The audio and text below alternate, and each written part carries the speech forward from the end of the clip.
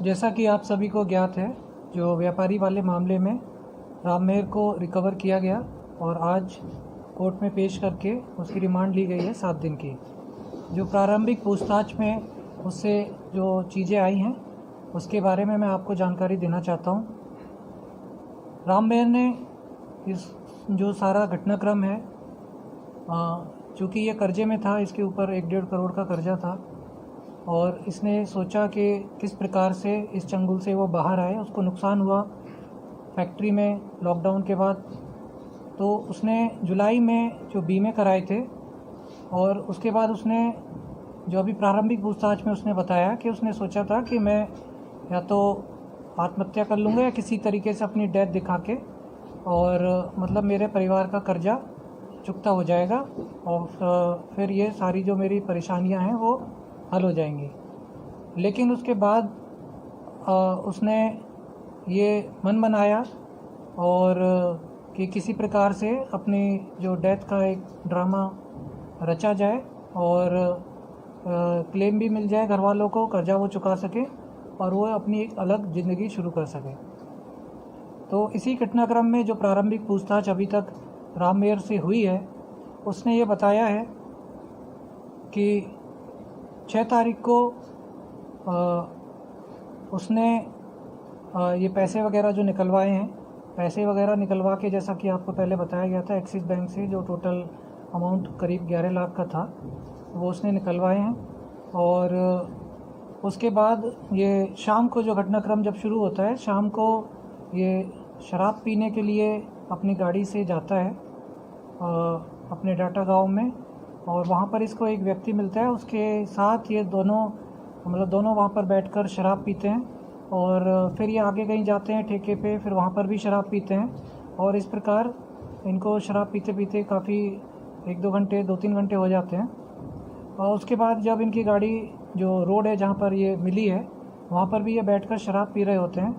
फिर इसके दिमाग में वही जो प्लानिंग इसकी चल रही थी योजना अनुसार, इसने उस व्यक्ति की, जब वो ज़्यादा नशे में था, गला दबाकर हत्या कर दी और उसके पश्चात गाड़ी में से डीजल एक पाइप द्वारा जो इसके पास पहले से थी उसमें से इसने पेप्सी की बोतल में डीजल निकाला है और उसको चलती हुई गाड़ी ऑन थी और फिर उसको इंजन और बाकी सब जगह छिड़क कर गाड़ी में आग लगाई है और उसके बाद ये मौके से चला गया है।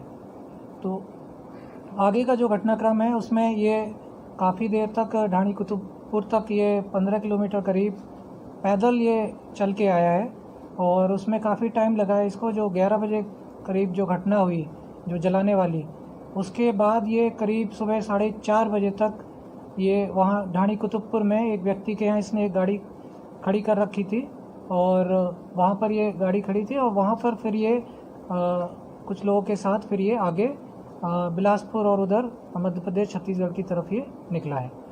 तो इस सारे घटनाक्रम में अभी मर्डर की बात आई है तो उसमें पुलिस अब आगे तहकीकात करेगी और जो भी इस घटना में और कौन इसके साथ थे उसके बारे में भी पुलिस जानकारी जुटाएगी। ये व्यक्ति बहुत है। जो प्रारंभिक पूछताछ में इस व्यक्ति का नाम जो इसने बताया है रमलू है और ये विलेज डाटा का ही है और इस बारे में अभी और हम इससे पूछताछ करेंगे, इसको क्लैरिफाई करेंगे।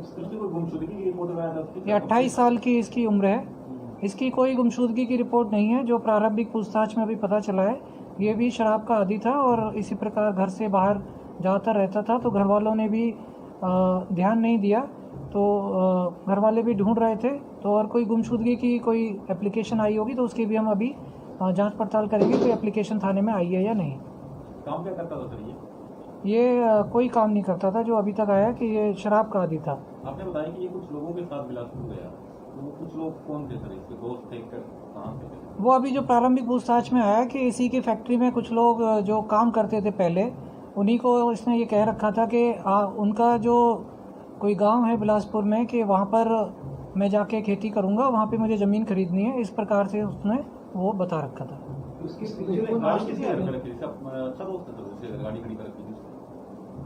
नहीं, इसका मैंने बताया ना कि इसके फैक्ट्री में काम करते थे उसके घर से और वहाँ, हाँ,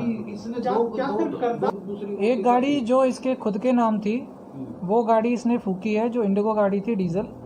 एक जो दूसरी गाड़ी है वो इसकी एक महिला मित्र के नाम थी, और उस गाड़ी से ये आगे वहाँ पर बिलासपुर के लिए निकला था। जो 11 लाख रुपए थे उसका जो अभी पूछताछ में अभी जो हमें जानकारी मिली है, उसमें से कुछ पैसे इसने एक महिला मित्र को दिए थे कैश, कुछ पैसे इसने एक दूसरी महिला मित्र को अकाउंट में जमा कराए थे, और बाकी जो पैसे हैं वो इसके पास खुद इसने कहीं रख रखे हैं। और इसके जो बाकी जो अब हमने इसका रिमांड लिया है और इसके बाद इसकी रिकवरी का जो प्रयास किया जाएगा। अभी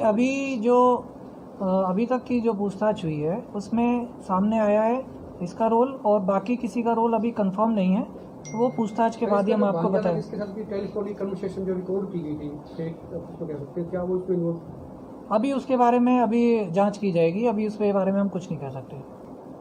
अभी उस बारे में हम कुछ नहीं कह सकते। जो प्राइमा फेसी जो हमारी एनालिसिस है उसमें फैमिली मेम्बर्स के साथ कोई कांटेक्ट में नहीं था। जो उसके जो नए नंबर्स थे जो ये यूज़ कर रहा था घटना करने के बाद, उनसे ये केवल जो महिला मित्र हैं उनसे कांटेक्ट में था, और एक जो जिसके साथ ये वहाँ पर बिलासपुर गया है, और बाकी किसी से परिवार वालों से कांटेक्ट में नहीं था उन नंबरों पे। वापस इस घटना को अंजाम देके जा रहा है मेरे साथ।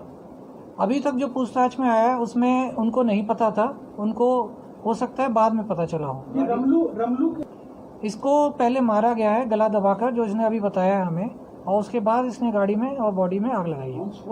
तो पी रहे थे जहाँ पे गाड़ी खड़ी थी, वहीं पे ये लोग शराब का सेवन कर रहे थे, वहीं पे उसको मारा गया है और उसके बाद गाड़ी में आग लगाई गई। नहीं, हाथ से गला दबाकर मारा गया है। अभी पूछताछ चल रही है और आगे उसमें कार्रवाई होगी, जैसे ही पकड़ा जाएगा आपको बताया जाएगा। क्या इंश्योरेंस कोई बीमा कर्मी या एजेंट कोई इसमें शामिल?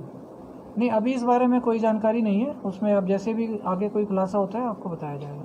पीएनबी से, और जो ये जिसके साथ गया था उन्हीं के किसी कॉन्टैक्ट्स के यहाँ वहाँ पे झोपड़ी टाइप, मतलब वैसी जगह पर कहीं ठहरा हुआ था। गाड़ी खूब अब 3 लोग गए थे, अब ड्राइविंग किसने की है आपको बता नहीं। जो महिला मित्र की जो गाड़ी है वो इसी ने खरीदी थी, उनके